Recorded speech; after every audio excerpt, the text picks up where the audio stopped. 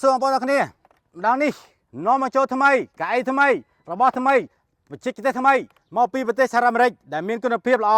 រួមមានដូចជាការរំញួយរំជួយរំញើបអារម្មណ៍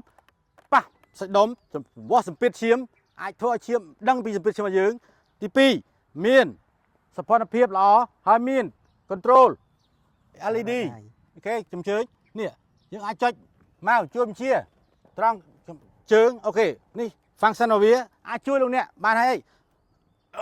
ត្រង់ខ្លួនស្រួលខ្លួនមែនទែនបាទទី2ក្បាល come on ចូលមើលទាំងគ្នានេះស្ទាប់វាមាន2ចង់នេះគឺស្បែកសុទ្ធបាត់ហើយឡើយនេះគឺធ្វើកញ្ចឹងកនេះឡើយនេះរយកបាទរយកអាចស្រួលខ្លួនមែនទែនបាទហើយឆ្អឹងខ្នងយើងដែលអ្នកធ្លាប់កអញ្ចឹងដើរចេះអាចធ្វើឲ្យត្រង់ស្អាតមែនទែនចំណែកជើងវិញបាទជើងគឺ